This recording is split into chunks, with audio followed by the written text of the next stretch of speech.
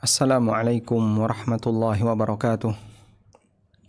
Alhamdulillah wassalatu wassalamu ala Rasulillah wa ala alihi wa sahbihi wa mawalah wa ashhadu an la ilaha illallah wahdahu la syarikalah wa ashhadu anna Muhammadan abduhu wa rasuluh sallallahu alaihi wa ala alihi wa sahbihi wa man tabi'al huda ila yaumil qiyamah. Alhamdulillah, puji syukur kita haturkan kehadirat Allah Azza wa Jal. Sore ini kembali kita lanjutkan dalam majelis ta'lim hasanah, kajian online dengan mengangkat tema prahara karena harta.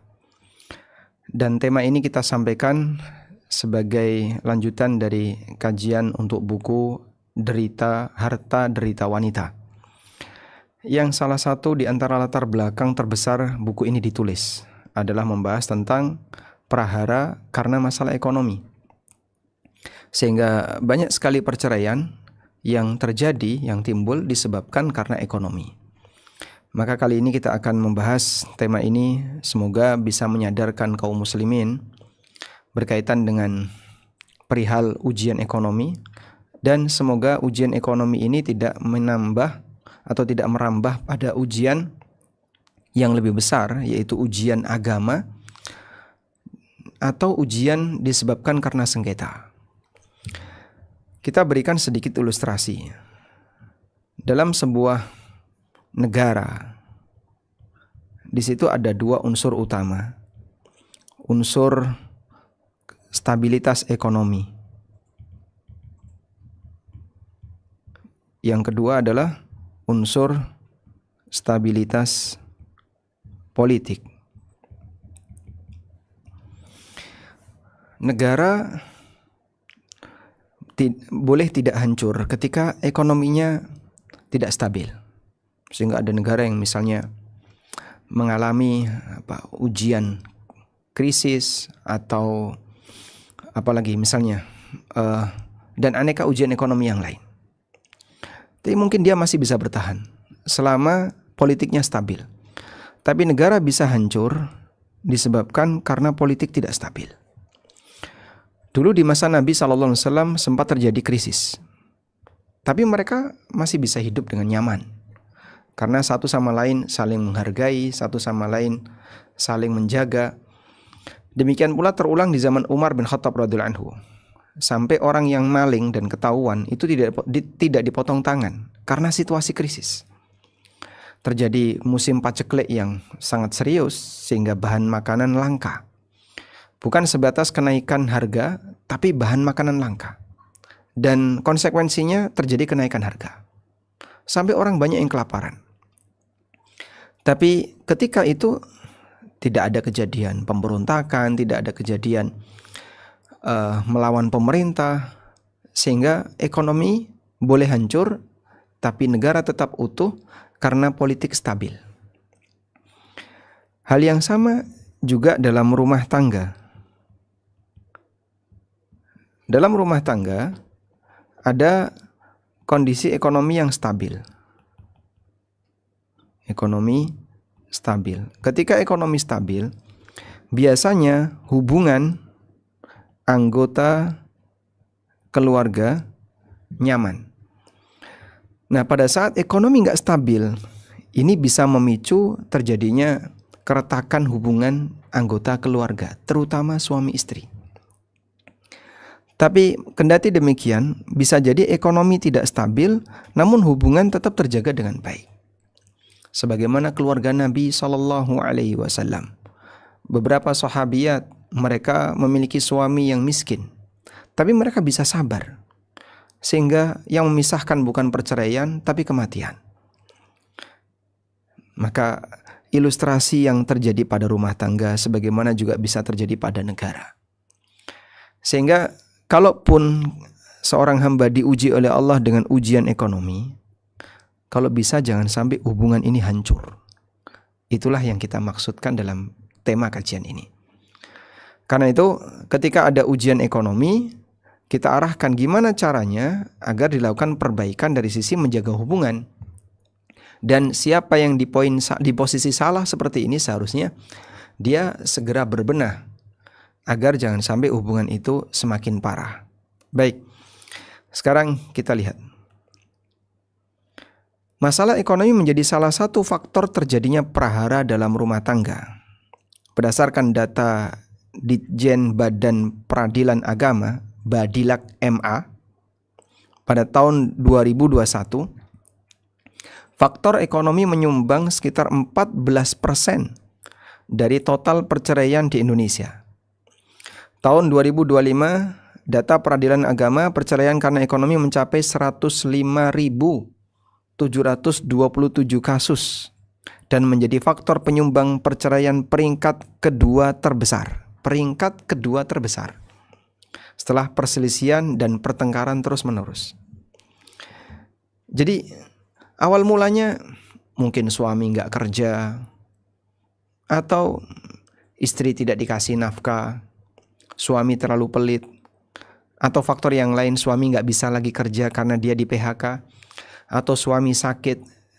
Posisi orang yang menjadi sumber pendapatan bagi keluarga mengalami gangguan. Turunannya adalah seperti ini. Terjadi perselisihan, pertengkaran terus-menerus, dan seterusnya. Allahu Akbar. Ini yang tercatat di peradilan agama, yang tidak tercatat bisa jadi jauh lebih banyak. Karena tidak semua perceraian di negara kita terlapor di peradilan agama. Sehingga karena tidak terlapor di pengadilan agama, bisa jadi kasus itu ada tapi tidak ada catatannya. Apakah pendidikan agama bisa berperan memberi solusi untuk menurunkan angka perceraian itu? Kembali kepada prinsip ini. Bisa jadi ada orang yang dia mendapatkan ujian ekonomi tidak stabil, tapi hubungan anggota keluarga masih baik, bisa saling memahami, bisa saling menjaga. Sehingga walaupun miskin, tapi mereka hidupnya bahagia. Anda bisa lihat kondisi para sahabat. Seperti yang dialami oleh Aisyah radhiyallahu anha, dan dulu sudah pernah kita ceritakan. Sabarnya Aisyah terhadap ujian ekonomi. Sabarnya ummahatul mukminin terhadap ujian ekonomi. Padahal Aisyah bukan wanita yang secara usia sudah lanjut. Beliau masih sangat muda belia. Saat Nabi SAW wafat, usia beliau 18 tahun atau 19 tahun. Yang kalau dalam bahasa kita, umur-umur segitu adalah anak ABG. Yang pinginnya melampiaskan kenikmatan dunia ini semaksimal mungkin. Sehingga materialis, penyakit suka shopping, hedonis, dan seterusnya terkumpul pada karakter anak-anak yang masih remaja. Tapi itu tidak berlaku untuk Aisyah radhiyallahu anha. Kedewasaan beliau bisa mengimbangi walaupun beliau masih di usia yang sangat muda radhiyallahu anha. Dan beliau bercerita tentang pengalamannya bersama Rasulullah SAW yang andaikan wanita zaman sekarang mungkin dia sudah ngilang bahkan minggat gugat cerai. Tapi Aisyah radhiyallahu anha tidak mengalami itu. Menjaga hubungan anggota keluarga dengan baik, ini bagian dari edukasi yang dibangun oleh Islam agar jangan sampai masalah ekonomi merambah kepada rusaknya hubungan keluarga. Lalu bagaimana pendidikan agama memberikan solusi untuk menurunkan angka perceraian itu? Pertama kita sampaikan, tentu saja agama bisa untuk ikut mengambil peran dalam menurunkan angka perceraian itu. Berikan ruang bagi para asatidzah ahlus sunnah dan bagi para da'i ahlus sunnah untuk memberikan pencerahan kepada masyarakat dalam rangka menyampaikan pesan tentang pentingnya menjaga hubungan baik dalam keluarga. Insya Allah akan ada pengaruh besar. Tapi kalau kajian baru muncul flyer sudah dipersekusi, baru ada pengumuman mau ada kajian di sini sudah dilarang. Padahal beliau mau menyampaikan perbaikan untuk menjaga hubungan rumah tangga. Beberapa asatidzah nggak boleh masuk. Subhanallah. Sebab agama adalah solusi bagi setiap masalah yang dihadapi manusia, baik berkaitan dengan interaksi dalam rumah tangga maupun interaksi dengan masyarakat. Walhamdulillah, dengan belajar Al-Quran dan Sunnah sesuai dengan pemahaman salaful ummah, kita bisa mendapatkan catatan bagus terkait bagaimana mengatur akhlak, menjaga akhlak, dan bagaimana cara berinteraksi dengan sesama. Jika kita buat klasifikasi, setidaknya ada 3 faktor utama yang menjadi penyebab masalah rumah tangga karena harta. Fokus masalah rumah tangga karena harta. Dan latar belakang inilah yang menjadi penyebab buku ini ditulis. Atas pertanyaan sebagian jamaah agar dibuatkan satu tulisan berkaitan dengan bagaimana bisa membahas atau menyelesaikan perhara rumah tangga karena masalah ekonomi. Pertama, suami yang tidak bertanggung jawab, ya, sehingga dia nggak mau kerja atau apapun turunannya, atau dia terlalu pelit padahal dia punya. Yang kedua, suami tidak mampu memenuhi kewajiban padahal dia bertanggung jawab, cuman mungkin karena sakit atau karena faktor usia sudah berusaha, ya. Beberapa bapak-bapak yang usianya 60-an tapi beliau nggak bisa kerja, anaknya juga nggak ngasih nafkah, anaknya perempuan misalnya, nggak bisa ngasih apapun, maka sang bapak nggak bisa memberikan nafkah untuk istrinya. Bisa jadi mereka berdua hidup terlunta-lunta.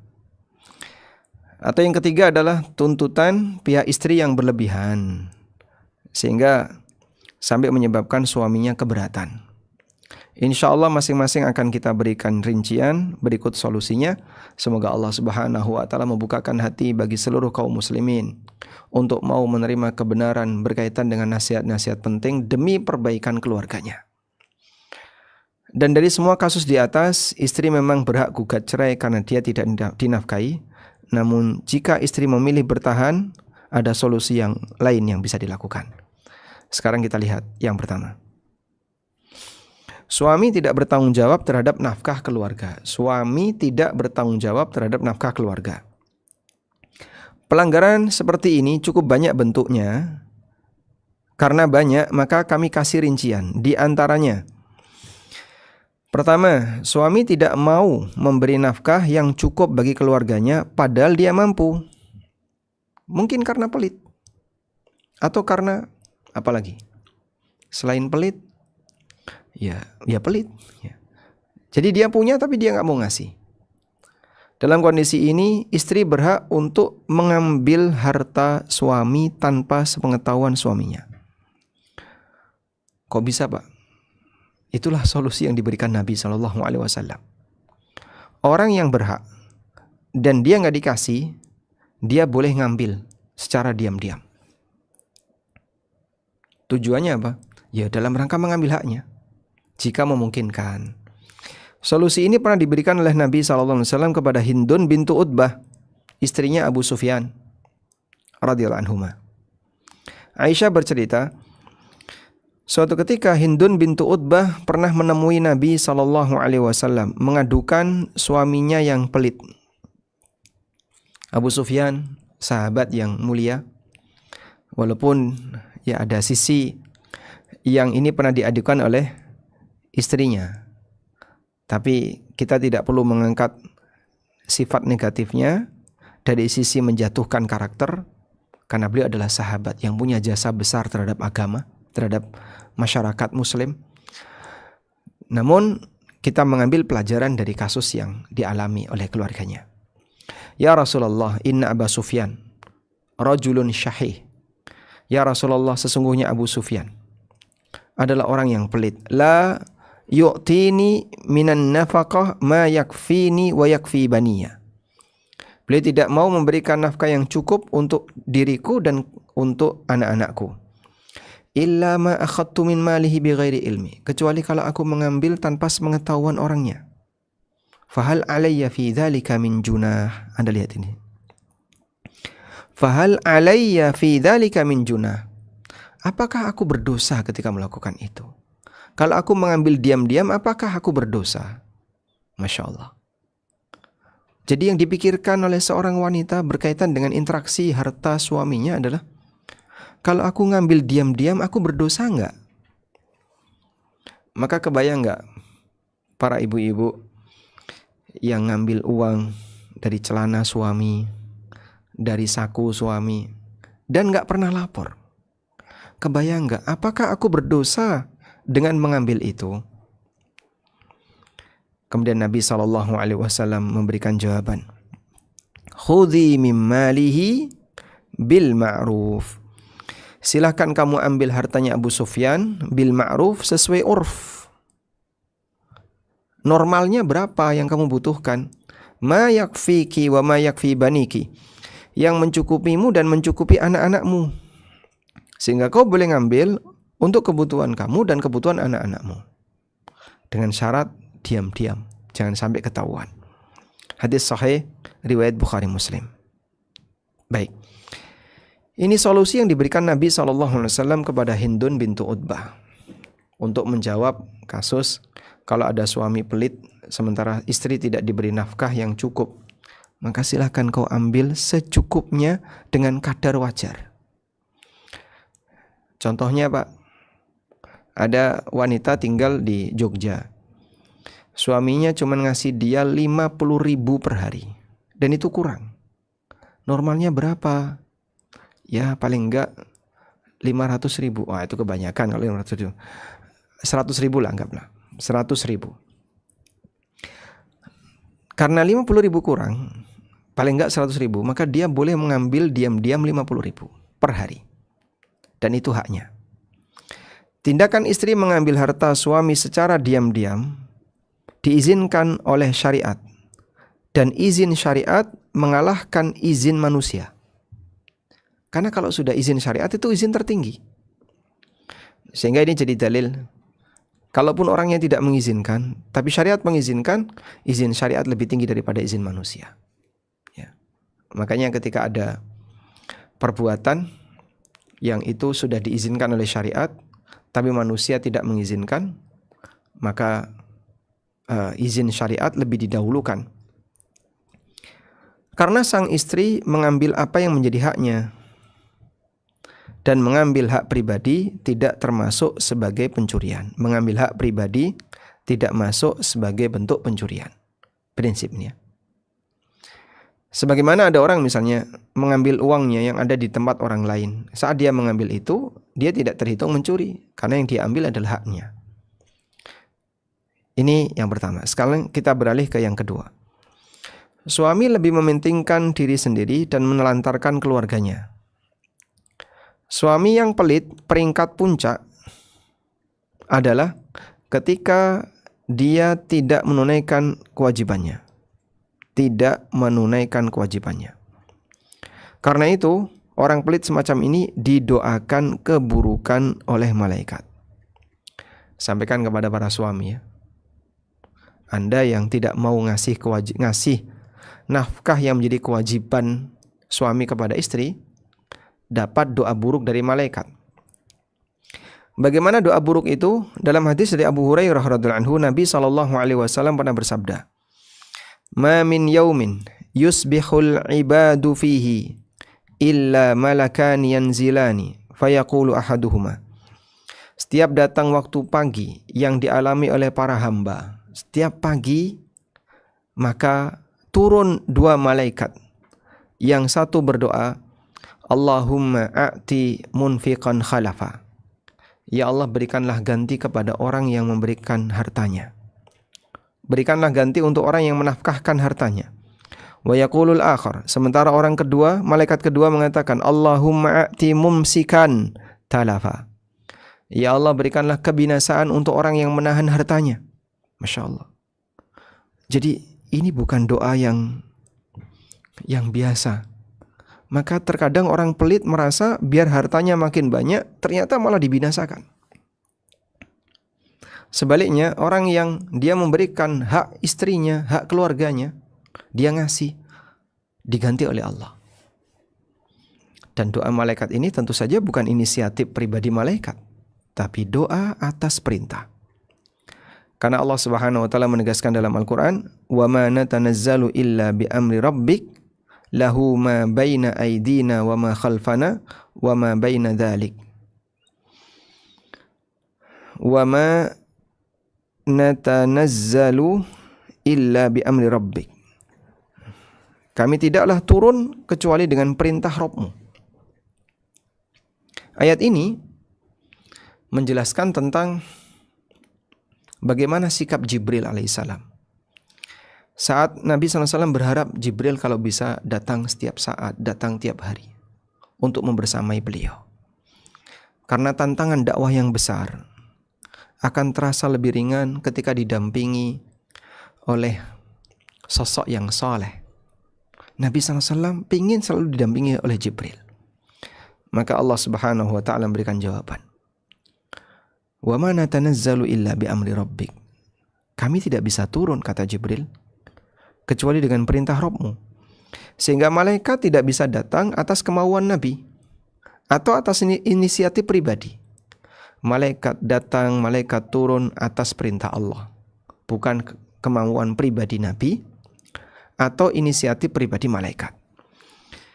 Dari sinilah ketika malaikat ini berdoa kepada Allah, turun, kemudian berdoa di setiap pagi, bukan inisiatif pribadi, tapi perintah Allah. Sehingga doanya perintah Allah, isi doanya atas perintah Allah, berarti itu sejatinya adalah ketetapan Allah. Hadis riwayat Bukhari Muslim.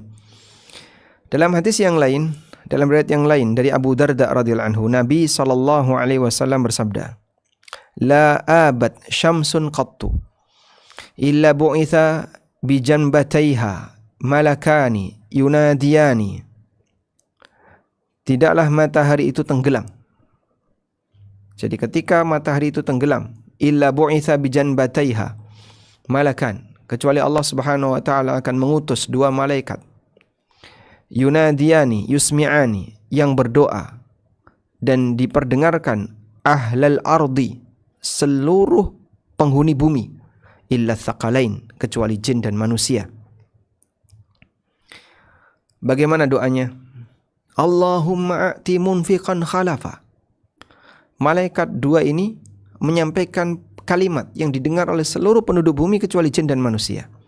Ya Allah, berikanlah ganti kepada orang yang berinfak. Wa'ati mumsikan malan talafa, dan berikanlah kebinasaan kepada orang yang menahan hartanya. Hadis sahih riwayat Ahmad dan dihasankan oleh Syu'aib al-Arnaud. Baik. Anda bisa simak bagaimana malaikat mendoakan keburukan bagi orang yang pelit karena tidak mau menunaikan kewajibannya. Dia menahan hartanya, berharap biar makin kaya, biar bisa menikmati hartanya dengan baik, tapi ternyata didoakan kehancuran oleh malaikat. Jadi jangan dianggap remeh doa semacam ini serius. Dan apa yang tadi kita baca adalah wahyu yang disabdakan oleh Nabi SAW. Ada banyak faktor di mana suami mementingkan dirinya sendiri. Ada yang habis untuk hobi. Jadi sangat disayangkan, istrinya terlantar nggak dikasih, suaminya malah beli burung, ya, beli ikan, atau otomotif, habis duitnya untuk otomotif. Beli ini, pasang apalagi misalnya aksesoris kendaraan. Buat apa? Duit cuman disia-siakan untuk seperti itu. Nah, kita lanjutkan. Lalu apa solusi bagi istri? Jika suami masih memiliki harta simpanan, istri boleh mengambil secara diam-diam tanpa sepengetahuan suami. Namun jika suami tidak memiliki harta karena habis untuk kepentingan pribadinya, ya, habis untuk hobi, status kewajiban nafkah itu tidak hilang dan akan menjadi utang. Dan di posisi ini istri bisa mengajukan ke pengadilan agar suami memenuhi kewajibannya. Sehingga dia bisa datang ke pengadilan, sampaikan kenyataannya. Lalu pengadilan nanti akan memberikan perintah, ya, kepada sang suami agar dia menunaikan kewajiban nafkahnya. Nah, kalau sudah jadi keputusan pengadilan, berarti punya kekuatan hukum. Kok suami tetap nggak ngasih, nanti bisa dipidanakan. Karena sang suami tidak memenuhi keputusan pengadilan. Jadi dipidanakan setelah sang suami tidak memenuhi keputusan pengadilan. Selanjutnya, kita beralih ke kasus berikutnya. Ini masih berkaitan dengan masalah suami yang tidak tanggung jawab ya. Pertama, berikutnya yang ketiga, suami tidak mau bekerja, padahal mampu bekerja, namun keluarganya sehingga keluarganya terlantar karena dia kerjanya itu ya seadanya, terus udah setelah itu dia nyantai-nyantai. Memang dia kasihkan ke istrinya, tapi kurang kerjanya. Sebagian suami tidak mau bekerja karena alasan syariah, seperti berdakwah atau belajar agama. Baik, kita kasih rincian ya. Suami tidak mau, saya tulis tidak mau bekerja. Ada yang karena alasan syar'i. Alasan syar'i contohnya belajar agama. Contoh yang lain berdakwah. Tapi dakwah yang serius ya. Bukan cuman ikut-ikutan rombongan, pindah-pindah yang sebenarnya dia nggak dibutuhkan dalam kegiatan dakwah itu. Cuman gerutuk-gerutuk saja ya. Karena dia bukan orang yang berilmu dan tidak bisa menyampaikan apa-apa, cuman ikut-ikutan saja. Nah, dakwah yang serius yang memang butuh untuk kehadiran orang ini menyampaikan. Bagaimana kondisinya?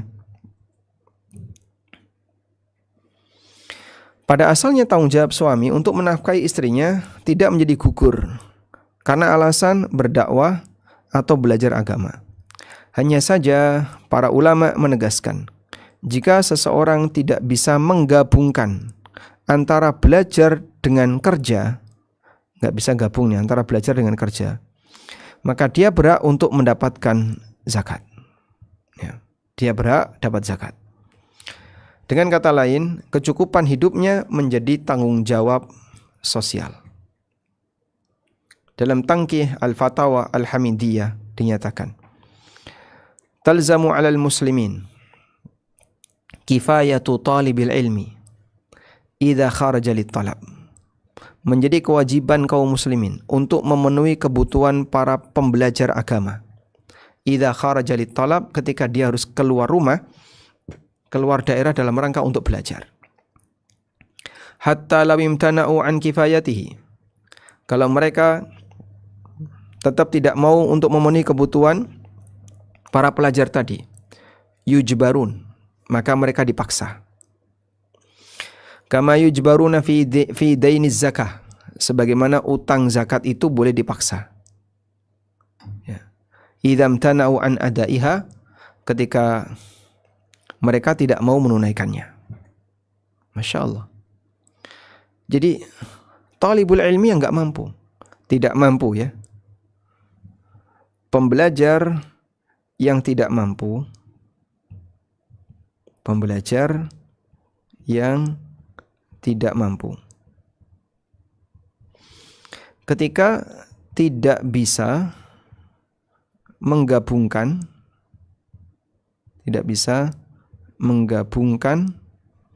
antara belajar dengan bekerja. Sehingga kalau belajar nggak bisa kerja, kalau kerja nggak bisa belajar. Ya, contohnya Pak, mereka yang kuliah atau yang mondok. Pondok tidak mengizinkan keluar dari pondok, tapi dia pengen belajar di pondok. Maka dia nggak bisa, kalau bekerja nggak bisa belajar. Saya masih ingat ya, ada waktu itu saya ketemu dua kakak beradik dari Aceh orang tuanya sudah meninggal, kemudian dia datang ke pondok kami di Taruna Al-Quran, dan gratis waktu itu, cuman pengen belajar lebih agar bisa lebih banyak serius dalam belajar. Akhirnya saya antar ke Ma'had Al-Furqan Gresik. Saya temui bagian bendahara untuk minta izin bahwa Ustadz, ini adalah anak yatim, tidak punya apa-apa, ibunya ada di Aceh, dia datang ke sini untuk belajar tapi tidak punya apa-apa. Ya, sebenarnya waktu itu sempat ada obrolan tentang masalah SPP. Akhirnya alhamdulillah tetap diterima, tapi dengan ketentuan dia harus dipekerjakan oleh pondok, kemudian kadang bisa mendapatkan zakat dan seterusnya. Jadi pembelajar yang tidak mampu, yang tidak bisa menggabungkan antara belajar dan bekerja, maka nanti dia berhak dapat zakat. Ini di sini maka dapat zakat. Di pondok kami juga ada ya, beberapa santriwati yang orang tuanya tidak mampu, sehingga saat terdaftar ya kita tetap terima, namun nanti kita carikan kalau ada zakat bisa dipakai untuk nutupi biaya SPP santri seperti ini. Kita lanjutkan. Dalam Hasyiah Ibnu Abidin juga dinyatakan bahwa di antara pos pengeluaran zakatul mal atau baitul mal adalah mencukupi kebutuhan para ulama dan para penuntut ilmu yang menghususkan diri fokus dalam menuntut ilmu syar'i. Fokus menuntut ilmu syar'i. Ya. Karena dia kalau menggabungkan antara kerja dan belajar tidak bisa. Ya sudah, fokus saja belajar dan kebutuhannya dicukupi oleh masyarakat. Demikianlah kerjasama yang baik yang seharusnya dilakukan di tengah kaum muslimin. Walaupun mereka tidak meminta-minta. Ya. Coba kita lihat bagaimana firman Allah Subhanahu wa taala menjelaskan tentang kondisi para sahabat. Di surat Al-Baqarah ayat 273. Allah Subhanahu wa taala menjelaskan tentang siapakah orang yang paling berhak dalam mendapatkan dana sosial kaum muslimin. Lil fuqara alladzina uhsiru fi sabilillah. Orang-orang fakir yang mereka uhsiru tertahan. Mereka tertahan fi sabilillah di jalan Allah. La yastati'una darban fil ard. Mereka enggak bisa kerja. Mereka enggak bisa kerja.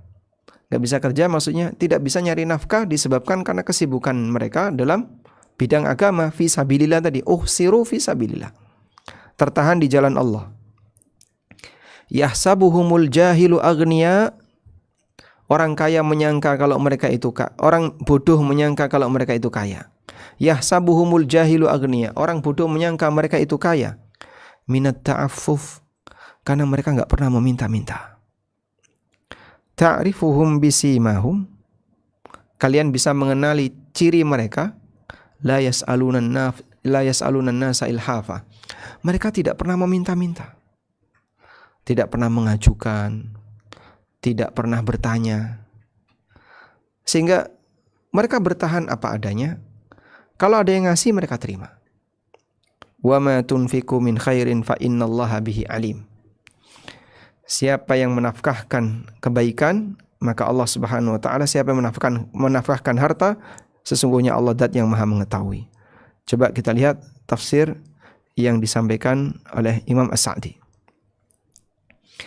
Beliau mengatakan, "Tsumma dzakara masrifan nafaqat alladzina hum aulan nasi biha." Kemudian Allah Subhanahu wa taala menyebutkan siapakah orang yang paling layak untuk mendapatkan nafkah, maksudnya infak harta dari masyarakat. Fawasafahum bisitti sifatin. Allah Subhanahu wa taala menyebutkan 6 sifat orang yang paling layak dapat sedekah. Kita tulis di sini ya. Dalam keterangan dari surat Al-Baqarah ayat 273. Quran surat Al-Baqarah ayat 273 menjelaskan 6 orang yang paling berhak dapat sedekah atau infak atau zakat. Ada 6 kriteria. Yang pertama adalah al-fuqara, dia orang fakir. Yang kedua, uhsiru fi sabilillah, ay qasaruha ala ta'atillahi min jihadin wa ghairihi. Fahum musta'idduna lidzalika mahbusuna lahu. Pertama fakir, yang kedua fokus di jalan Allah. Yang pertama orang fakir. Yang kedua fokus di jalan Allah. Bisa jihad, perang fisabilillah, atau jihad ilmu, sehingga dia belajar dalam rangka untuk memberikan bimbingan bagi masyarakat agar kembali kepada jalan Allah. Dan sekarang lebih dominan masa ilmu. Banyak sekali syubhat-syubhat, aneka pemikiran menyimpang, ya. Kemudian semua orang bisa ceramah dan menyampaikan kata-kata, punya mimbar di online, yang mungkin saja ada 1-2 orang jadi korban.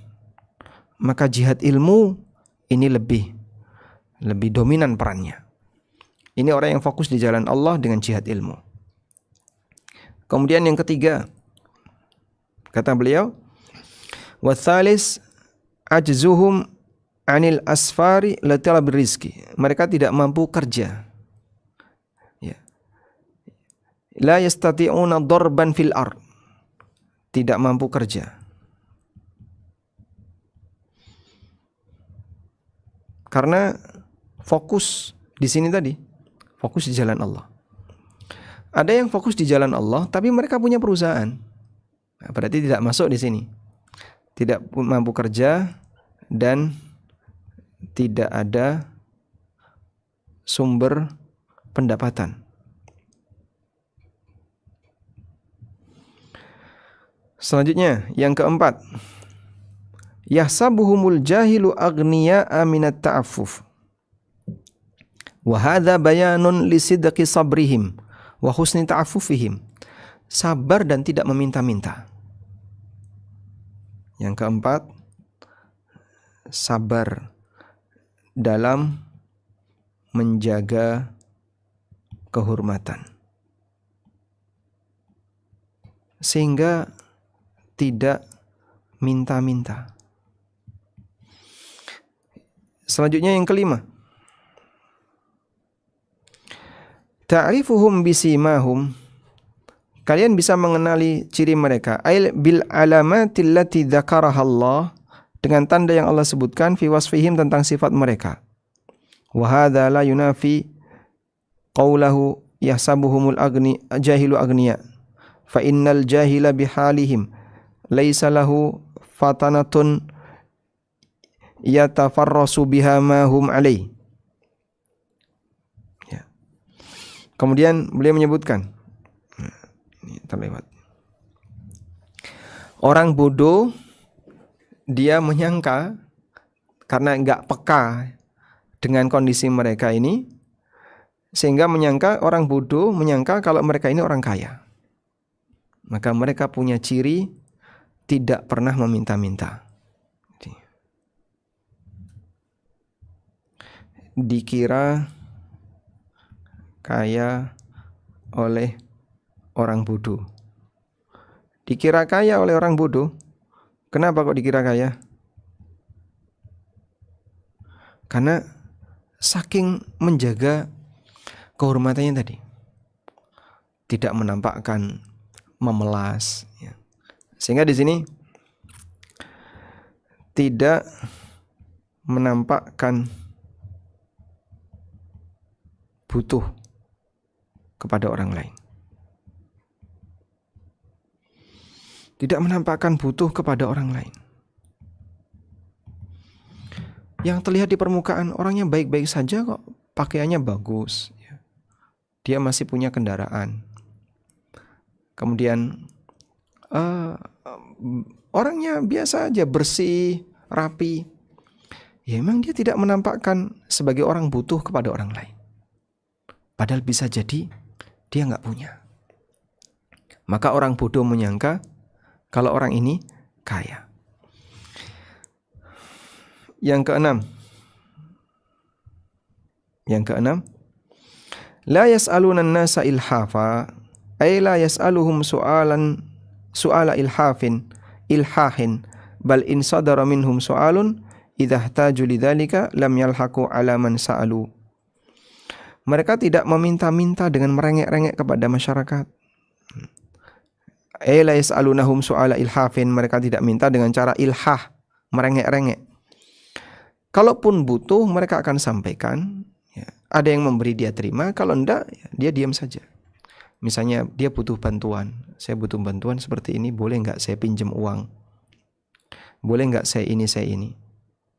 Ya, di sini tidak pernah meminta-minta dengan merengek. Karena ada sebagian orang yang bolak-balik WA lagi berkali-kali. Cerita tentang penderitaannya dan seterusnya. Orang ini enggak. Dia memang kalau butuh ya dia sampaikan, saya butuh utang, bisa enggak saya dikasih pinjaman. Sehingga dia tidak pernah meminta dengan merengek-rengek. Maka di posisi ini kalaupun meminta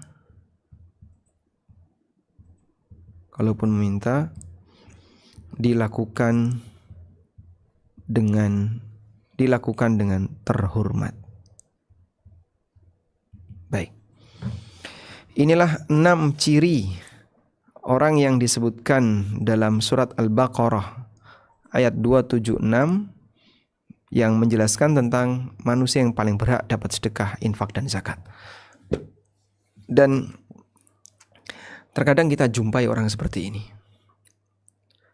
Saya masih ketemu dengan beberapa tulab yang ada atau talibul ilmi di Madinah, yang beliau sudah menikah tapi nggak mampu.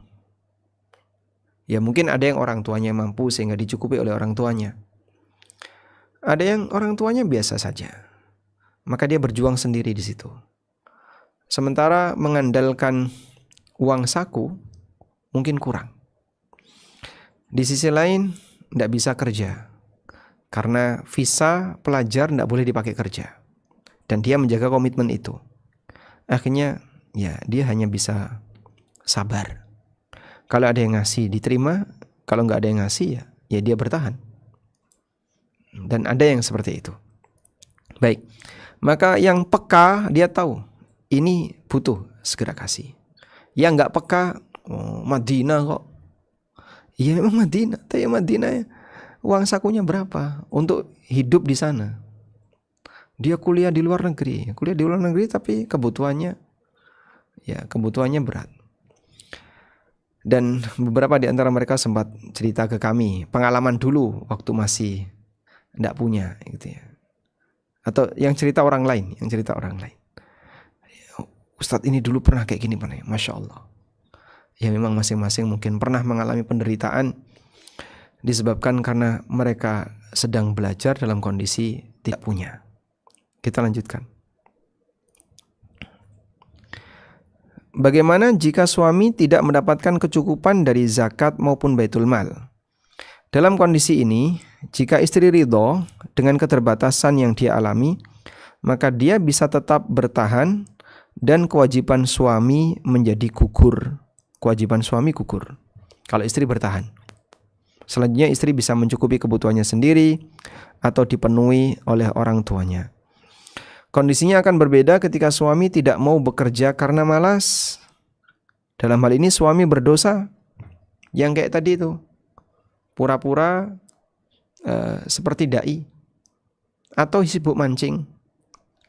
Maka dia boleh dipaksa untuk bekerja agar bisa memenuhi kebutuhan keluarganya. Dari Abdullah bin Amr radhiyallahu anhu, Rasulullah sallallahu alaihi wasallam bersabda, Kafa bil amri ithman ayyah bisa amman yamliku quta. Cukuplah seseorang itu berdosa ketika dia menahan kebutuhan makanan untuk orang yang wajib dia nafkahi. Hadis riwayat Muslim. Sehingga si A wajib menafkahi istrinya, tapi sengaja dia tinggal. Mancing, cuman touring kemana-mana. Tapi dia tidak menafkahi keluarganya. Maka dia berdosa. Jika dia tetap tidak mau bekerja, maka istri berhak gugat cerai ke pengadilan.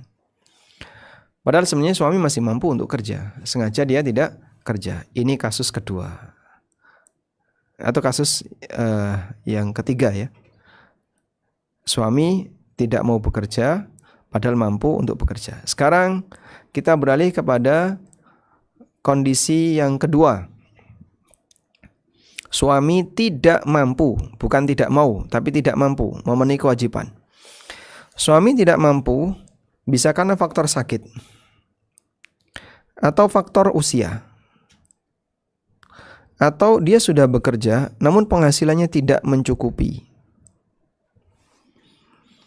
Misalnya dia jualan apa?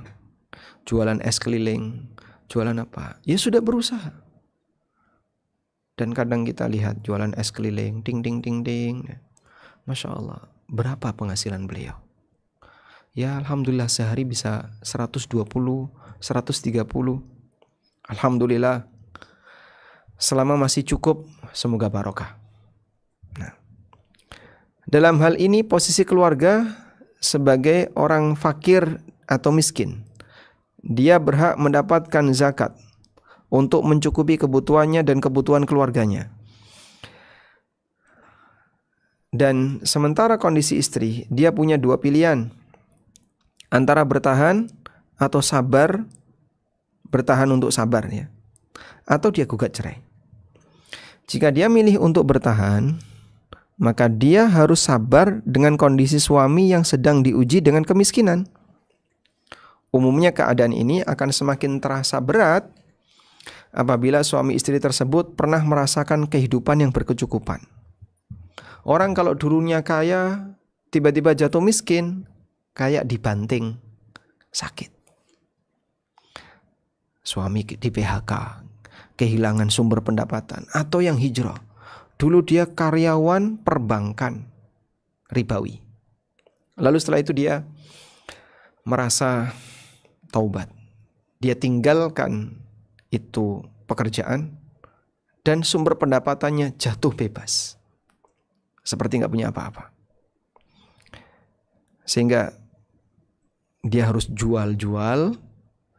Ujian istri kadang nggak kuat.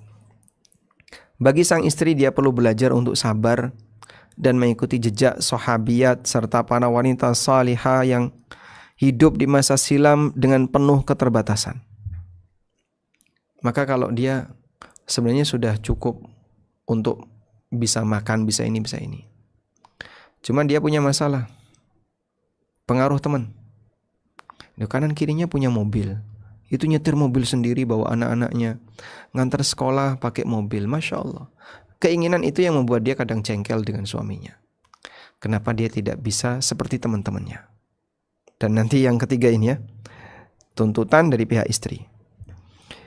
Suami Anda bisa jadi bukan pemalas. Namun Allah takdirkan dia miskin. Atau kurang secara ekonomi. Dan istri mengikuti status suami.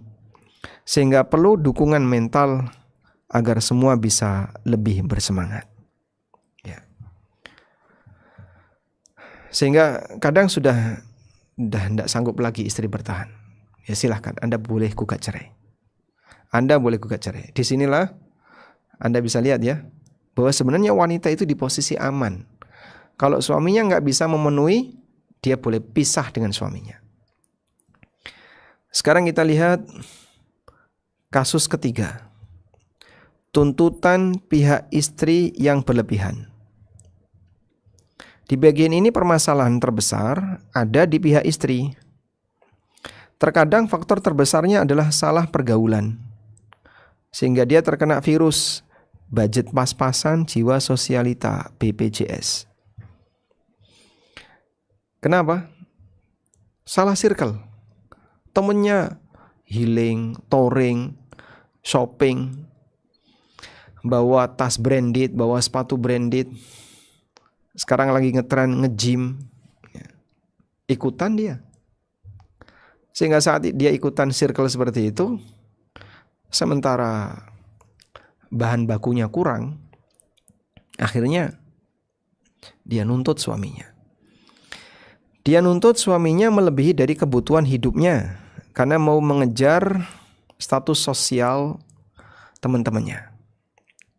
Bisa jadi sang suami telah memenuhi kebutuhan nafkahnya, namun istri selalu merasa kurang dan kurang karena harus mengejar gaya hidup. Sebagian wanita sampai meminta suaminya untuk membayar biaya nge-gym, camping, healing, touring, terus apa lagi, mancing. Semua itu karena pengaruh circle-nya. Dan awalnya dia dibayari. Diajak teman-temannya kajian jam 9, selesai jam setengah 11. Habis itu ngilang, pulang jam 3. Terus seperti itu. Kemana? Mampir ke warung ini, makan bareng. Saya cuma dibayari kok. Nanti mampir lagi, dibayari. Ya dibayari teman-temannya. Sampai pada kondisi terakhir dia merasa malu. Masa dibayari terus? Gantianlah aku yang bayari. Tapi saat bayari lumayan harganya. Karena warung-warung ini adalah warung-warung kekinian, ya. Kopi kekinian, Masya Allah. Teh matcha. Terus apa lagi? Nanti model-model makanan kekinian yang harganya berkelas. Minimal satu orang 50.000. Dan saya pernah dengar langsung itu dari salah satu di antara jamaah. Sampai beliau sampaikan, untuk sekali pengeluaran sekian juta. Kaget saya, buat apa itu? Iya Pak Ustadz, kita membayari teman-teman yang jumlahnya sekian orang. Duh, ini makan di mana? Di kafe ini, di kafe, kadang di hotel. Per orang per pack 100 sekian. Di hotel, subhanallah. Iya, makan di hotel. Nanti per pack sekian. Saling bayari. La haula wala quwata illa billah. Di sini salah circle. Jika ada komunitas yang membuat Anda semakin cinta dunia, sudah saatnya bagi Anda untuk meninggalkannya. Komunitas itu tidak akan menguntungkan diri Anda, tapi sebaliknya justru akan merugikan diri Anda. Makanya jangan sampai seorang muslimah beralasan, ini kan teman kajian. Ya teman kajian. Cuman masalahnya setelah ngaji, acaranya macam-macam. Lihatlah ke bawah, jangan lihat ke atas. Karena ketika seseorang itu melihat ke atas, maka nikmat yang dia miliki akan terasa hambar, bahkan dia remehkan. Agar nikmat kecukupan nafkah yang telah diberikan suami tidak terasa remeh di hadapannya. Sebab meremehkan nikmat akan menghilangkan rasa syukur seutuhnya. Gak ada yang tersisa. Karena dia terlalu meremehkan nikmat. Sebabnya apa? Lihatnya ke atas terus. Ke teman-temannya yang punya ini. Kamu tidak bisa mengukur siapa suamimu.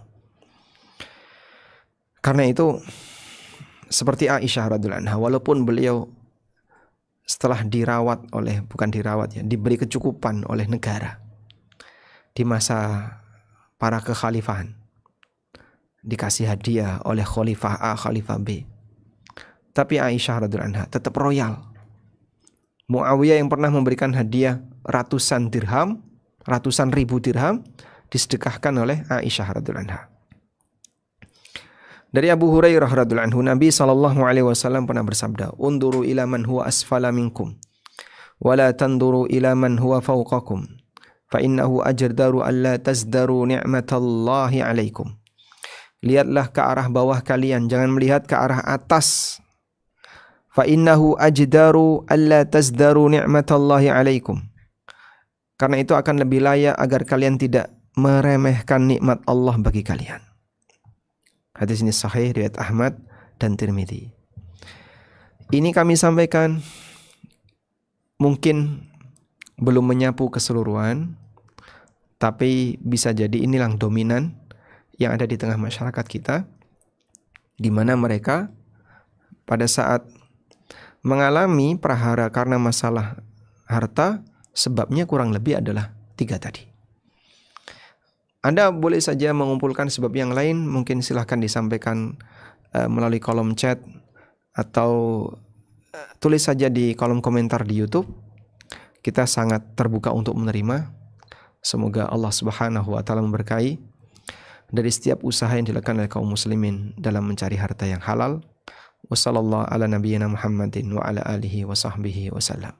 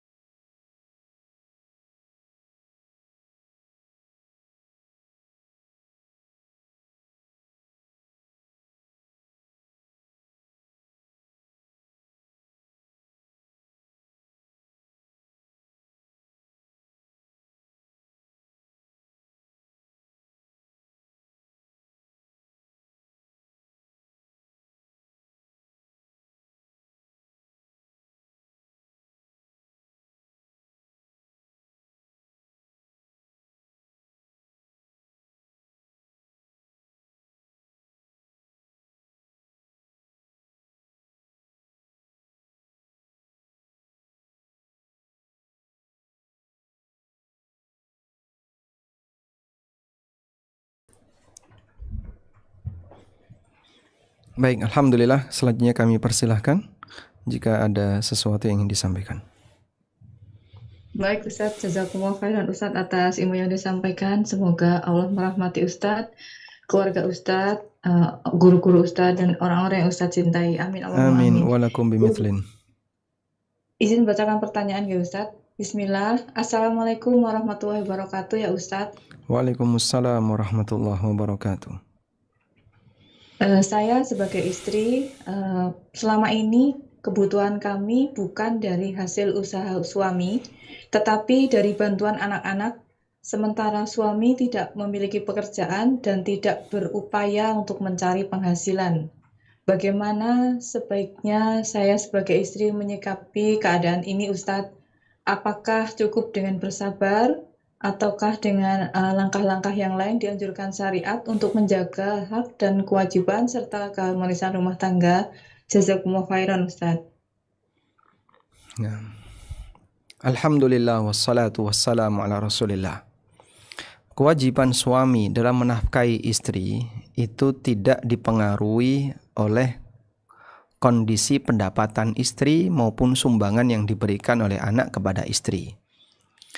Sehingga suami tetap wajib memberikan nafkah kepada istri ketika sang suami masih mampu untuk memberikan nafkah itu, dan apapun keadaan istri, walaupun istri kaya, walaupun istri bekerja, walaupun istri sudah dicukupi oleh anak-anak, suami tetap wajib memberikan kebutuhan untuk istrinya. Kecuali kalau suami sudah nggak mampu. Sehingga kalau Anda cerita di posisi suaminya sudah lanjut usia, nggak mampu kerja, bapak hanya gimana lagi, sudah nggak mampu kerja. Kalau seperti itu, istri ridho dan dia dinafkahi oleh anak dan cukup, selesai. Sehingga suami dalam hal ini tidak wajib untuk memenuhi lagi, karena beliau sudah tidak mampu. Banyak misalnya di usia 60-an, yang sudah tidak sanggup lagi untuk bekerja, ya, badannya sudah gemeteran misalnya, atau sudah nggak bisa fokus, mau kerja apa di usia 60-an.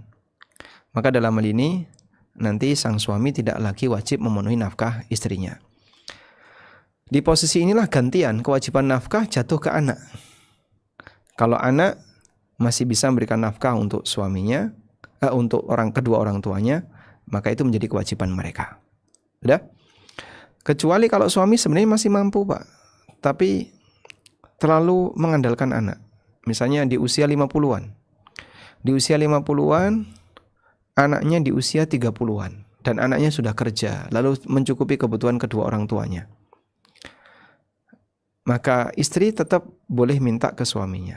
Kecuali kalau istri ridho, karena sudah cukup kebutuhannya sehingga tidak perlu minta suaminya, insya Allah itu yang lebih baik. Wallahu a'lam.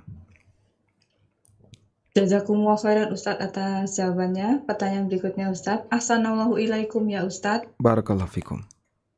Semoga Ustadz dan seluruh kaum mukminin selalu dalam lindungan Allah. Amin. Amin Allahumma walakum amin. bimithlin. Ustadz, suami saya sudah pensiun Ustadz. Apakah beliau masih wajib mencari penghasilan agar kami hidupnya tidak kekurangan? Karena kalau mengandalkan uang pensiun itu masih kurang Ustadz. Ataukah lebih baik suami fokus mengejar akhirat Ustadz? Jazakumullah khairan. Kalau mengandalkan uang pensiun masih kurang, berarti suami harus cari pekerjaan tambahan. Jika betul-betul masih kurang, ya. Tapi kalau mengandalkan uang pensiun sudah cukup, beliau sudah tidak lagi berkewajiban untuk mencari pekerjaan tambahan. Usia pensiun bisa jadi masih produktif, tapi karena aturan sehingga harus pensiun. Misalnya di usia 50 sekian. Pensiun di usia 56 misalnya. Sebenarnya usia 56 ke atas masih produktif. Cuman karena aturan nggak bisa kerja. Nilai pensiunannya anggaplah 2 juta per bulan. Sudah nggak sanggup lagi untuk, atau perusahaan tidak memberikan tambahan lagi. 2 juta itu kalau cukup berdua bertahan. Kalau nggak cukup, suami harus mencari sumber pendapatan tambahan sebisanya. Kalau sudah nggak ada, Pak, berarti statusnya orang miskin. Nanti berhak dapat zakat walaupun pensiunan. Kecuali kalau ada anak yang mencukupi kebutuhannya. Kalau anak bisa mencukupi kebutuhannya, maka nanti gantian. Jadi anak yang harus mencukupi kebutuhan suaminya. Yang jadi masalah adalah di usia segitu anak tidak mampu, sementara suami ini tidak bisa bekerja dan anaknya masih kecil, butuh biaya pendidikan. Nah, sehingga dalam kondisi ini nanti yang bersangkutan berhak dapat zakat. Jadi rinciannya ada 3 ya. 1, pensiunannya cukup untuk biaya hidup, sehingga kalaupun nggak kerja bisa hidup normal. Maka dalam posisi ini suami tidak wajib nyari tambahan. Perhatikan, cukup ya. Sehingga cukup beda dengan mengejar gaya hidup. Ya bisa makan, bisa tidur nyenyak, bisa bayar listrik, hidupnya normal. Tapi mungkin dia nggak bisa umroh, mungkin nggak bisa healing kemana-mana. Bisanya cuma menikmati akhir hayat. Bisa beli pulsa untuk komunikasi. Selama masih mencukupi itu berarti yang bersangkutan masih cukup. Yang kedua, pensiunannya nggak cukup, tapi ada anak yang bisa ngasih tambahan. Dalam kondisi ini, maka yang bersangkutan tidak berhak dapat zakat karena dicukupi oleh anak. Sehingga istri berhak untuk, atau istri bisa bertahan selama hidupnya masih cukup. Ya. Yang ketiga, pensiunan tidak cukup dan tidak punya anak. Sementara suami bisa kerja, tapi tidak mau kerja. Nah yang kayak gini istri berhak untuk minta suaminya kerja tambahan. Kalau tidak mau Pak, nah kalau tidak mau kembali kepada tadi, apakah istri sabar bertahan ataukah istri gugat cerai? Kalau gugat cerai ya sah-sah saja, cuman nanti resikonya dia nggak punya suami dan belum tentu setelah cerai dia akan bisa mencukupi dirinya sendiri. Sehingga kalau dia bertahan, ya apa adanya itu dinikmati. Tapi istri menggugurkan haknya. Yang keempat, ya, suami pensiunnya tidak cukup, kemudian tidak punya anak, mungkin anaknya masih kecil, sehingga kurang. Dan suami nggak bisa bekerja karena sudah lanjut usianya, maka berhak dapat zakat. Wallahu a'lam. Jazakumullah khairan Ustadz atas jawabannya. Pertanyaan berikutnya Ustadz. Assalamualaikum warahmatullahi wabarakatuh ya Ustadz. Waalaikumsalam warahmatullahi wabarakatuh. Bagaimana dengan urf yang ada di Indonesia Ustadz? Bahwa anak laki-laki itu milik ibunya sampai mati, yang berarti wajib menafkahi ibunya. Ini menjadikan suami yang fakir ilmu terjebak dalam urf tersebut Ustadz. Dan bagaimana, apakah anak laki-laki itu lebih berkewajiban untuk menafkahi ayah, ibu, dan adik-adiknya, atau untuk anak dan istrinya Ustadz? Dan apakah yang mendahulukan keluarganya, misalnya ke ayah, ibu, dan adik-adiknya itu dapat laknat malaikat Ustadz? Jazakumullah khairan. Baik. Hadis ini mungkin bisa dijadikan sebagai dalil ya.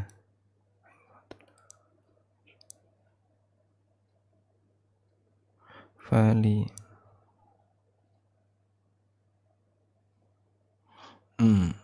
ahlik. Coba kita bukakan hadisnya. Jadi ceritanya ada sahabat yang beliau ketika dalam kondisi sakit itu punya seorang budak dan tidak punya harta yang lain selain budak itu. Nah kemudian dia bilang kepada budaknya, nanti kalau aku mati kau merdeka. Sehingga budaknya dijadikan sebagai budak mudabbar. Budak mudabbar itu apa? Budak yang dijanjikan merdeka ketika tuannya mati. Ketika Nabi SAW mendengar berita itu, akhirnya Rasulullah SAW menjual budak tadi agar jadi uang. Setelah dijual jadi uang, kemudian Rasulullah SAW menyerahkan uang tadi kepada orang yang sakit tadi. Lalu beliau mengatakan, ibda binafsik, fatasaddaq alaiha. Kau mulai dari dirimu, silahkan kau sedekahi dirimu. Ibda binafsik, fatasaddaq alaiha. Kau mulai dari dirimu, lalu kau sedekahi dirimu. Fa in fadula syai'un fali ahlik. Kalau masih ada sisa, berikan ke istrimu. Fa in fadula an ahlika syai'un. Kalau masih ada sisa, fali dzi qarabatik. Maka berikan kepada kerabatmu. Nah, orang tua ada di urutan ketiga. Fa in fadula syai'un. Kalau masih ada sisa andi qarabatik dari kerabatmu, fahakadha wahakadha wahakadha. Dan Nabi SAW berisyarat dengan tangannya. Maka silahkan serahkan sini, sini, sini. Sehingga di sini menjelaskan urutan ketika seseorang punya harta yang terbatas untuk dirinya, istri dan keluarganya, orang tuanya, kerabatnya, lalu kanan kirinya. Hadis sahih, riwayat Muslim, An-Nasa'i, dan yang lainnya.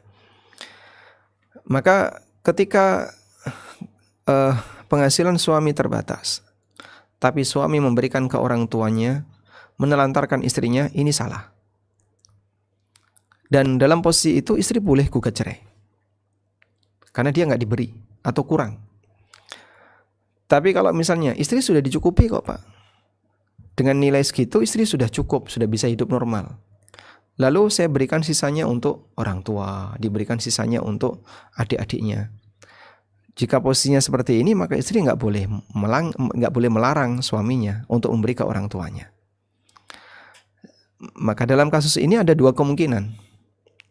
antara satu, suami yang memberi nafkah yang kurang kepada istrinya, sehingga sang istri kecewa karena dia ngasih nafkah kepada orang tuanya melebihi dari kebutuhannya sementara istri kurang.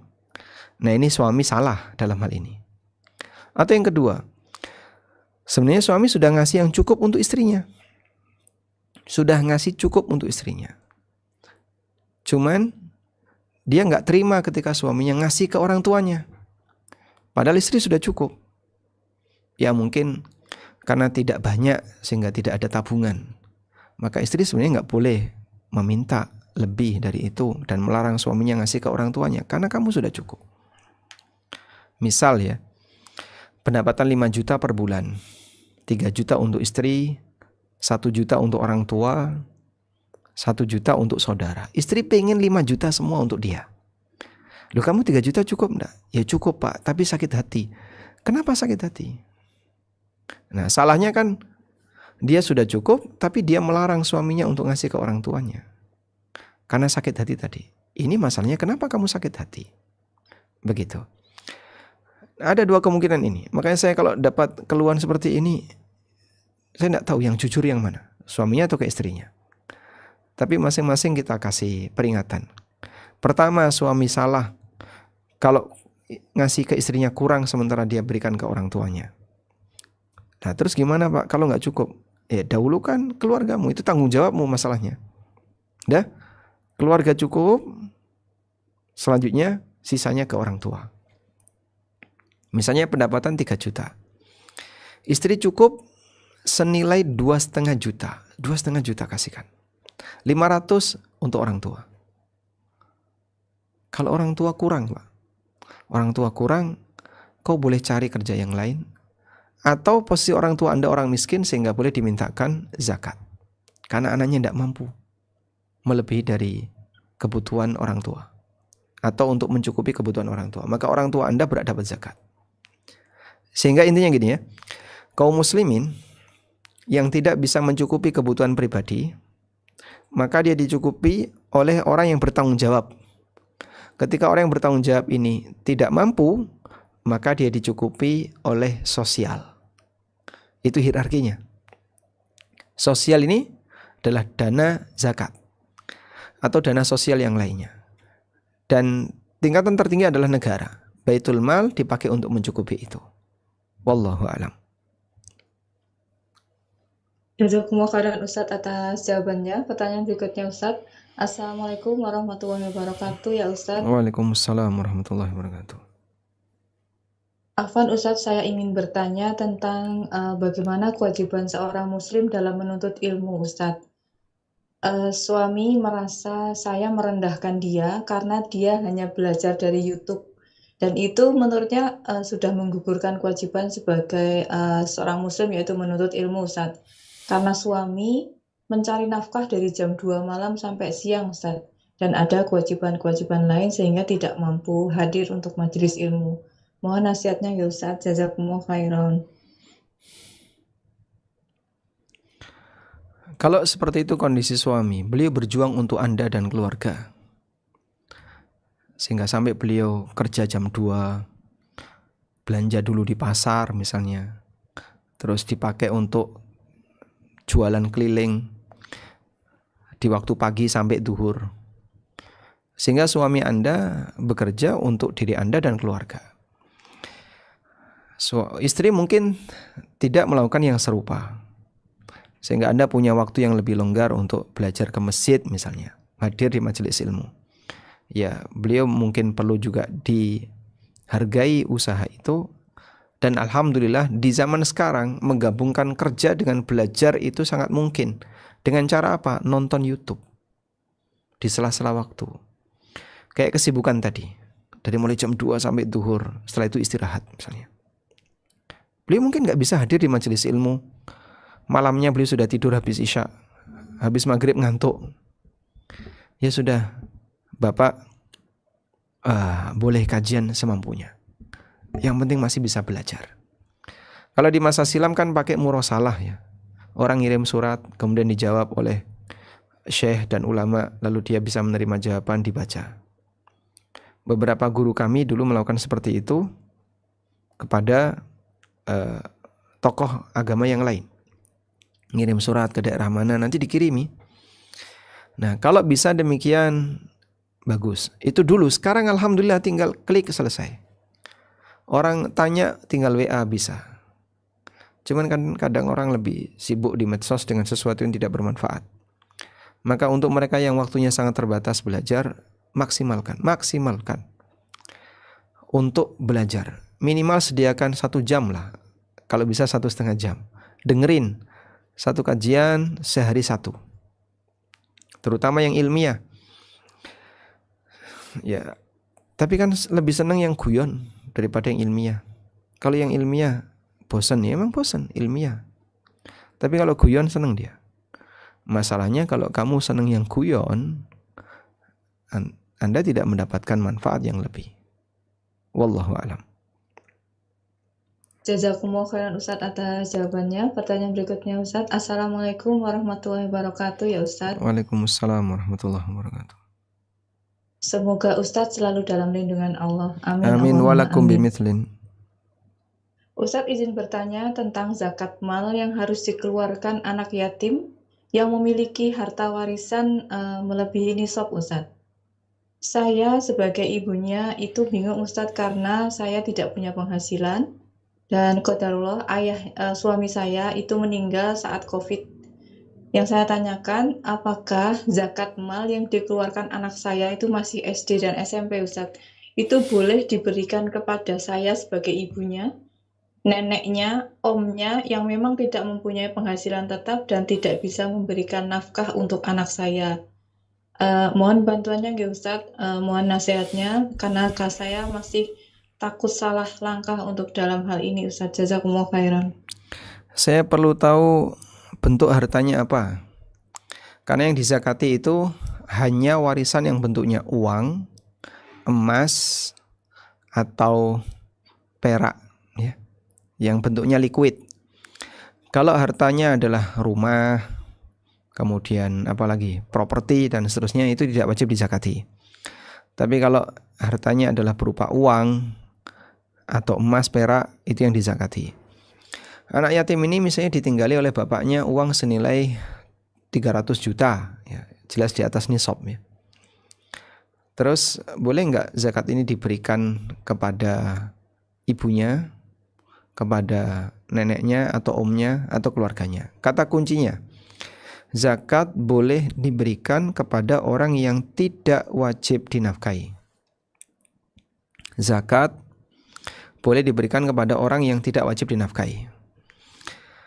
Dan ketika seorang anak itu mampu, maka dia berkewajiban untuk ngasih nafkah ke orang tuanya. Sebagaimana ketika orang tuanya mampu, dia harus ngasih nafkah ke anaknya. Karena nasab itu bergantian dalam masalah nafkah. Tapi dalam hal ini ada tadi, ya, ada siapapun yang tidak wajib dinafkahi oleh anak ini, boleh zakat itu diberikan ke dia. Karena tidak wajib dinafkahi. Baik.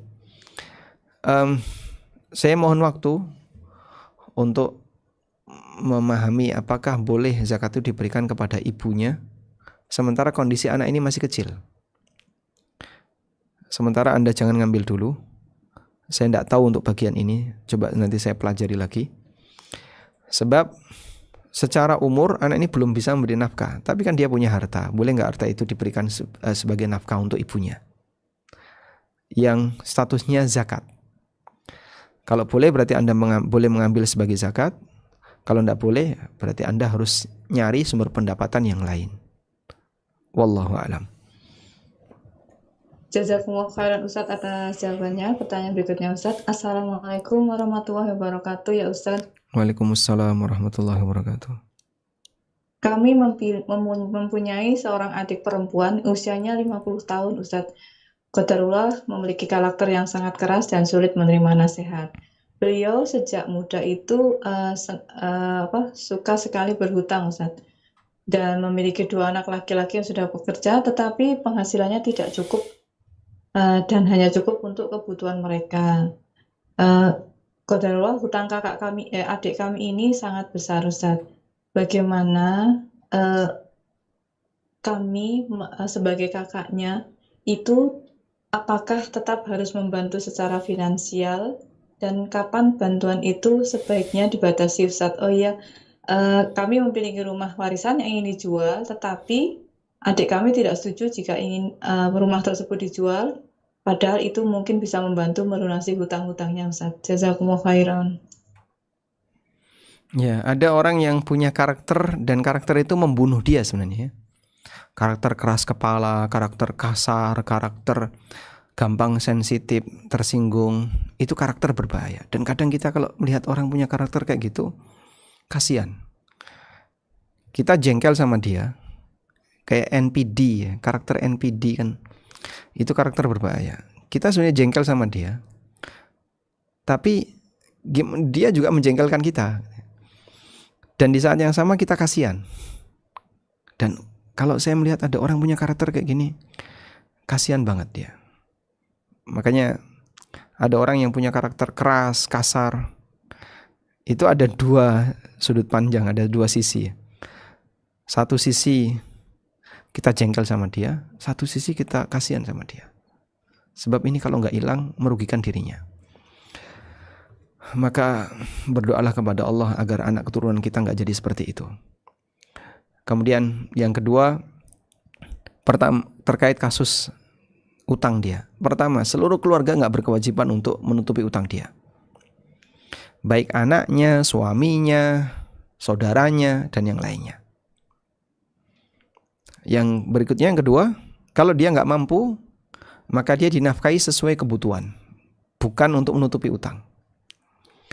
Masalah dia dikejar-kejar utang itu urusan pribadi dia, sehingga dia harus nanggung resiko, bukan orang lain. Karena utang itu selama di luar kewajiban nafkah tidak wajib ditutupi.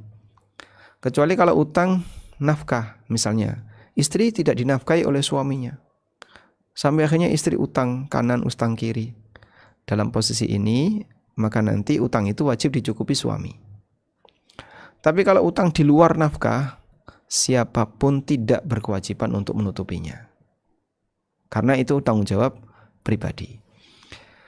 Nah, masalah tadi, terus gimana kalau itu bertahan sampai dia mati? Yaitu jadi tanggung jawab dia dunia akhirat. Dan nanti kalau warisannya cair, bolehlah kemudian utang itu ditutupi dengan warisannya. Wallahu alam. Baik, mungkin sampai di sini yang bisa kita bahas. Semoga apa yang kita sampaikan ini bermanfaat. Allahumma anfa'na bima 'allamtana wa 'allimna ma yanfa'una warzuqna ilma.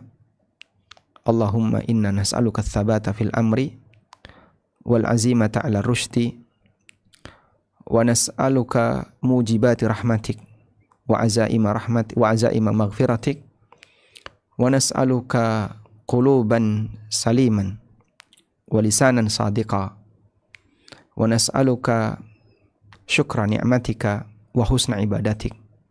Wa sallallahu ala nabiyyina Muhammadin wa ala alihi wa sahbihi wa sallam. Wa akhiru da'wana alhamdulillahi rabbil alamin.